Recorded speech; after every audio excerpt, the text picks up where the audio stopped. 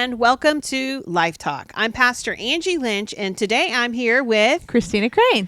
Hello, Christina Crane. Hello. It is so good to be here today. We are going to continue our series on What If. I love this series that we're doing.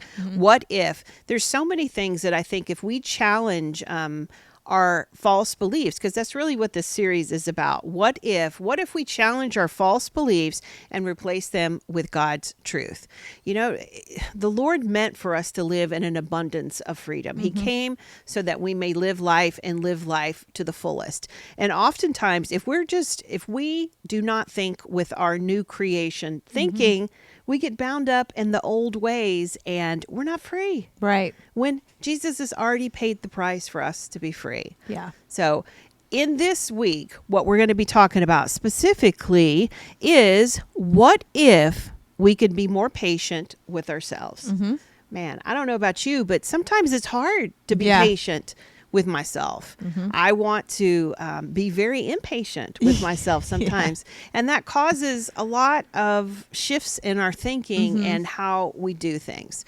So when I was thinking about patience, I almost thought, maybe we should use a different word than patience. Yeah. I don't think that maybe people think about it as patience. But the more that I started looking up the word and thinking, then I started thinking, no, this is the word. I want to read the definition of patience. The capacity to accept or tolerate delay, trouble, or suffering without getting angry or upset. Wow. I know. When things don't go our way, sometimes we really do. Like, it's hard to practice patience. I started also thinking, okay, if that's the definition of patience, what additionally does my mindset bring to the table? Right. And one of the first things that I really thought about when I think of being patient is a judgment-free zone. Like, can I love myself and remain judgment-free? Right. Wow, it's hard to be Hard patient. to do. I know, because I want to be kind to Right. myself. I want to be judgment-free. Right. But it's just difficult to do that. In being judgment-free, sometimes I don't always know that we think about that when we get to patience. Like, if I'm being patient with myself, I'm being non-judgmental. Right. Because I'm staying in love and I'm being considerate to myself. Can you think of a situation in which you were very patient with yourself? I think you can be very patient. You can be very impatient, but you can be very impatient, as we all can. Yes. Yes. Tell me a time and tell them a time in which you were able to be really patient and loving and kind and non-judgmental towards yourself. Well, recently I was looking for a new place to live and I was like searching and I really took my time and I was ready to move, but I also wanted it to be right. And I really kind of searched all of my different options and I waited until it was just exactly right. And I didn't feel any pressure to hurry up and pick something and things like that. So I think that was the time I was able to really stay patient about With the process yourself. with myself. And I was so proud of you. She did so great about staying patient because this was a long time coming. Yeah. Like, you could have easily gotten very impatient with yourself, gotten, if anybody's moved, they know that process is not a very smooth process sometimes. Right. But through this, you went into it knowing what you wanted. Yep.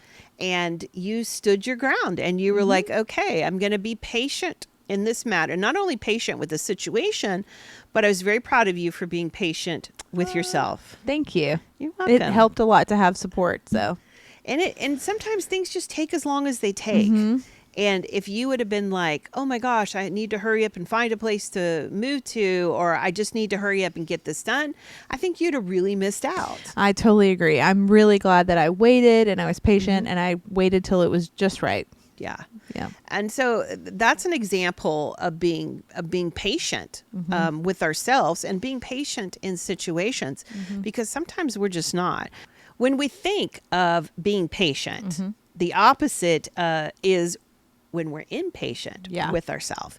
And what impatient looks like to me, a lot of times it looks like the need to do more, to be more, that our picture of what is supposed to happen is completely opposite of what is happening. Right. And then we experience that frustration. Yeah. Last week we talked about God doesn't want to change you.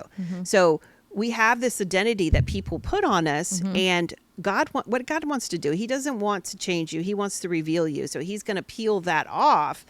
But we've associated our identity with everything people have put on us. Right. Instead of our new creation identity, the identity that is rightfully ours.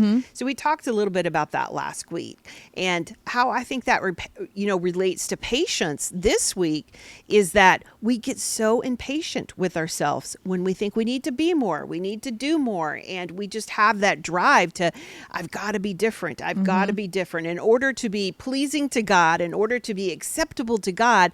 I have got to be different. Right. Do you ever experience that in your life?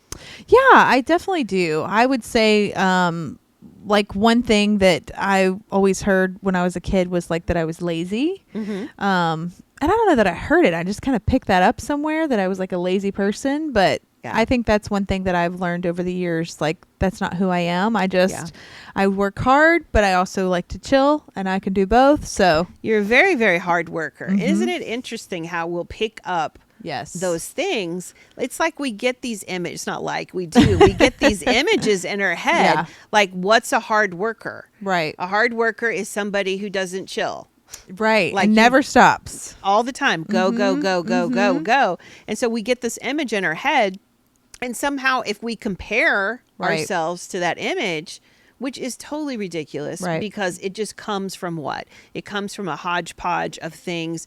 Maybe one day somebody said to you, what are you doing relaxing? There's a lot to be done. Get up. We get all these beliefs, these false beliefs in our head that way. And it's not going to help us, and it's not going to work for us. No. And so learning how to be patient with ourselves. Can I love me just like he created me? Yep. You sure can. But it's hard. It is hard. When you have those conflicting ideas, like, it's easy to love ourselves when we feel like we're matching our image that we want to project. But what about if I have a false belief and the images that I'm like, okay, I'm supposed to be a hard worker, but I don't want to work today. I'm supposed to be a hard worker, and can I relax a little bit?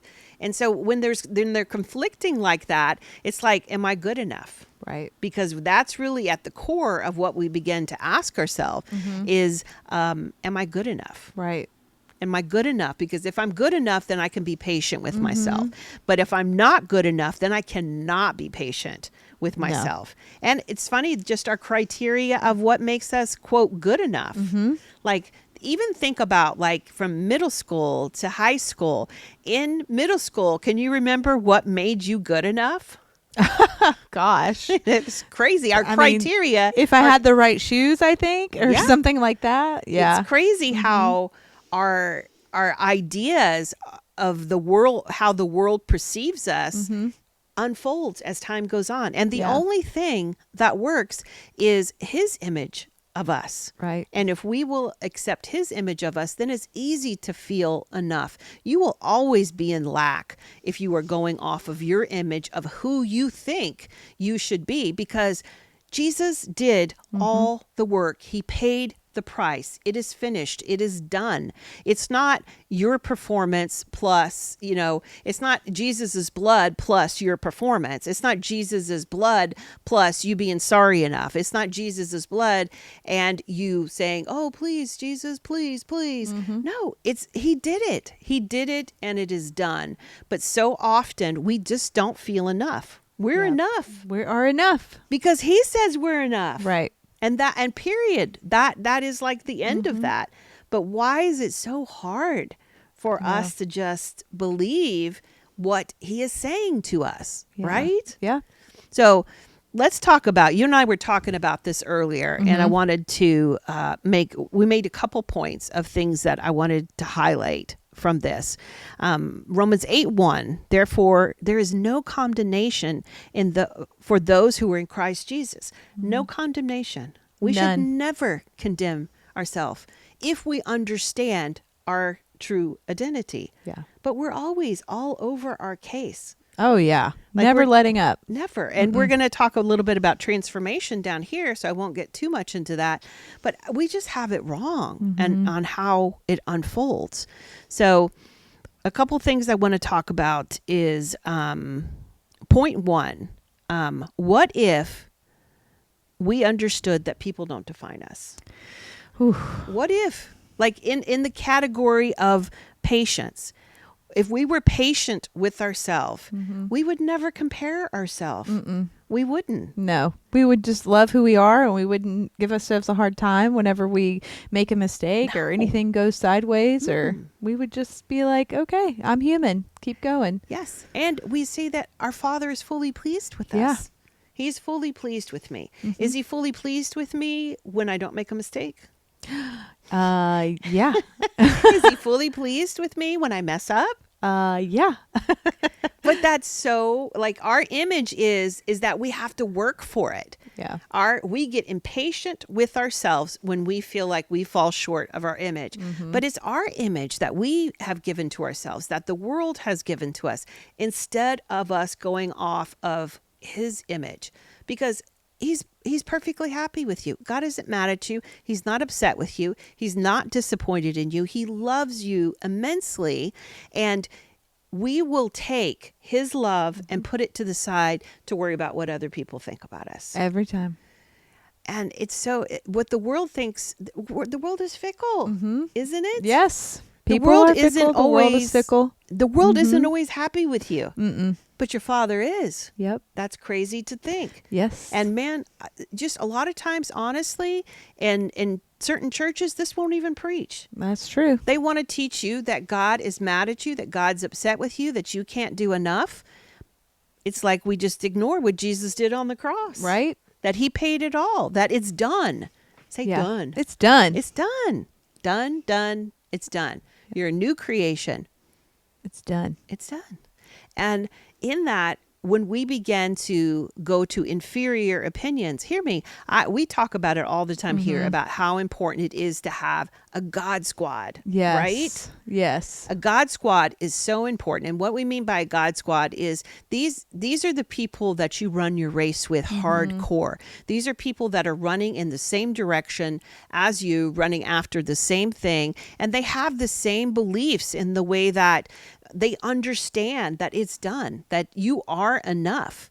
And I love it. You know, we can challenge each other to call ourselves up into the righteousness that already exists. That's right. Isn't that, I love it. Remind each other of, hey, you're righteous already. I'm righteous already. We're not by our works, not by what we do, but because of what he did for us.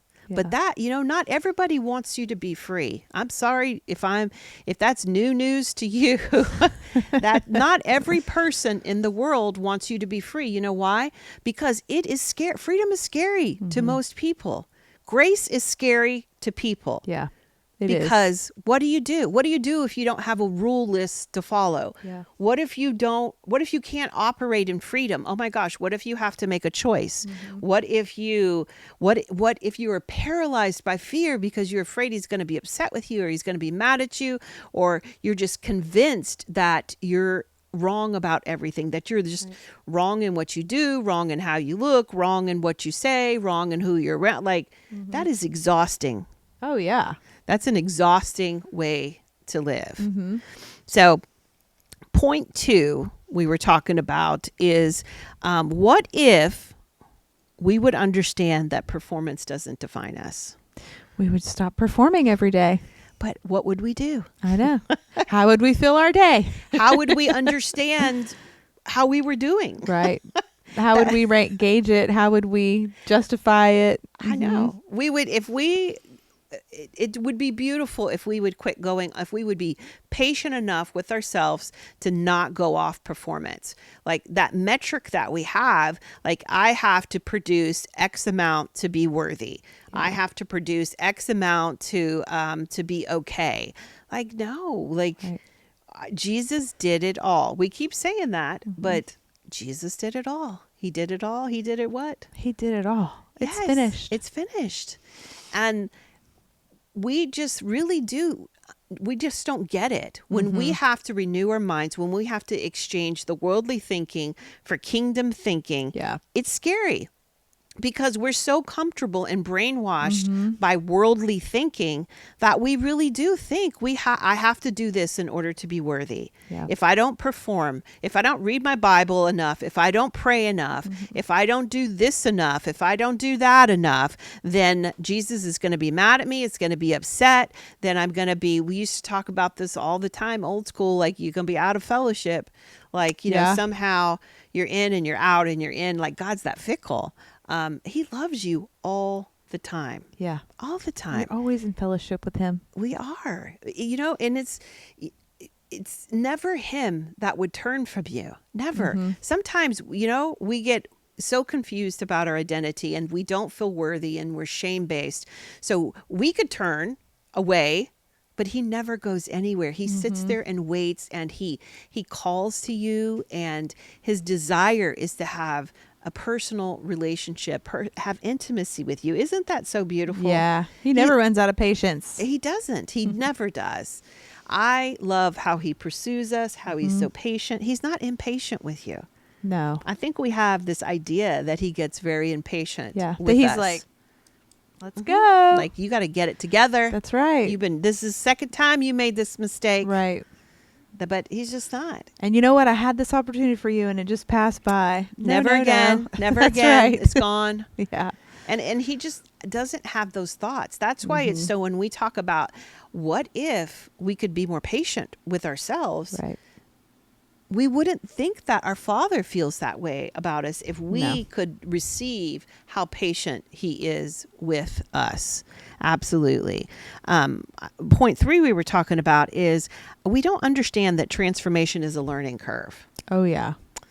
Hear me, you're a new creation. It's done. The transformation, the renewing of the mind really comes from us understanding what is already given to us, what already exists, what Jesus did. We have an old way of thinking, and we have been brainwashed, like I said, by the world, that we're this old creation, that we're these terrible people, and we have to come into the knowledge of our new identity. It's not we have to become that identity. You are that identity. It's the realization that, oh my gosh, this is who I'm, a masterpiece. Right. I'm the salt of the earth. I'm a child of God. That's right. Like it's the realization for us moving there. Do not conform to the pattern of this world, but be transformed by the renewing of your mind. Yeah. The renewing of our mind. Constantly, we have to renew our mind. Yeah. Every day. And even the act of that, I think we have so wrong. It's not like, I think sometimes we think, oh my God, I have to be better. Like that's what we think of transformation. No, it is literally just saying, Lord, just help me understand. Help me make the pivot from what I used to believe to understanding and seeing, having revelation knowledge about who I am today because of what you've done. It's already done. Right. We don't have to try to become righteous. We are righteous because he's already done it. It's just the transformation takes place in here for our understanding of what he's already done, what he's already paid the price for. Like I said, go back to the idea that there's a lot of times people don't want you free because freedom threatens religion. Freedom threatens law. Yep. So not everybody in your life wants you free. No. Not everybody in your life is going to speak into your life your new identity. Yeah. And it makes them uncomfortable. Yeah. Just like it's uncomfortable for you to step into a new freedom sometimes, it's uncomfortable for other people for you to step into a new freedom. Yeah. And I hate to even call it a new identity. It's just your identity. You know what I mean? Like that's very I say true. New in the way versus like what you used to believe. He's already paid the price, and he paid the price before the foundation. Like everything was already done. That's right. He went ahead. He went before you. Proactively, he knew me before anything. and wanted a relationship with me. Yeah. So it just blows my mind how patient he is in the relationship he has with me. And not just me. When I say me, everybody. Yeah. It's such a beautiful thing. It is. It never ends. The patience never goes away. No, it doesn't. Mm-hmm. There's, as we wrap it up, because our fourth point in this is, if we understood us being patient with ourselves, if we understood how that would overflow into our relationships with other people. Oh, wow. You know, totally changed that. It totally changed. And I want to give a story, because I want to give a powerful example of, if you are patient with somebody, we are all on a grace walk. You know, I came out of so much religion and still coming out every single day. Yeah. It's hard. It is. We are brainwashed by the ways of the world. We are brainwashed by religion. And to be able to come out of that, I think we have to continually be patient with ourselves and to be patient with other people, as we all come into a further and further more and deeper knowledge of grace. There's a story I want to tell you about when I was, I was in high school. I was probably like 9th grade, and I was a very adventuresome child. And in that, I had gone out with some of my friends, and I didn't grow. I grew up in faith, but definitely strayed away in my relationship with him, in the way that I was just, I just didn't know. I came from a very religious background where I just felt like I could never be enough. Like I could never do enough. I could never be enough. And I just had kind of gotten to a point where I'd just given up trying to do or be anything. And I had spent the night with a friend of mine, and we had gotten drunk. We had went to a party and gotten really drunk. And her mom was so kind and so patient being the key word, came and collected us. We were not professional drinkers at 9th grade. So we got very ill, and just cleaned us up and tucked us in, and was so loving and so non-judgmental, just very, very patient with us. Well, we get up the next morning, and there's a show on. There's a religious show on. I say a religious show. It's a spiritual show on.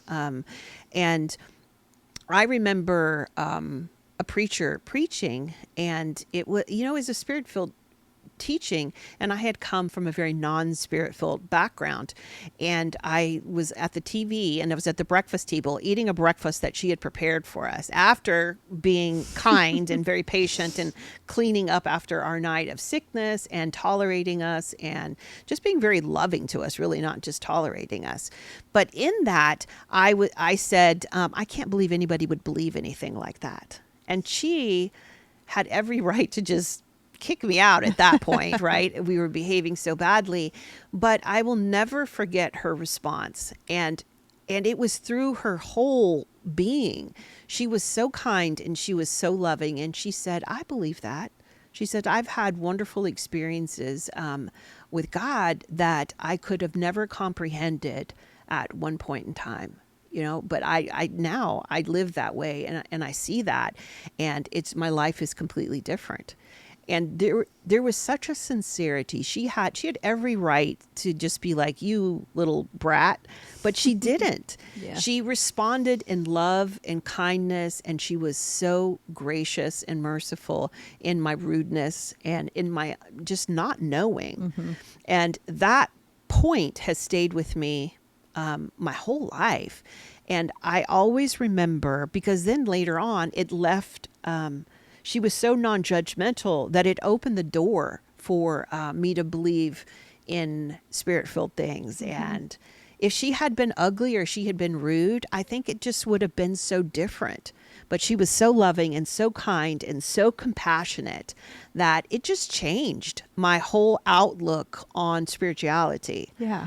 And so I just want to leave you with that, in that if you can be patient and loving and kind towards yourself, that will overflow to other people, because then you will be able to be patient with other people when maybe they aren't acting in such a way that would evoke patience.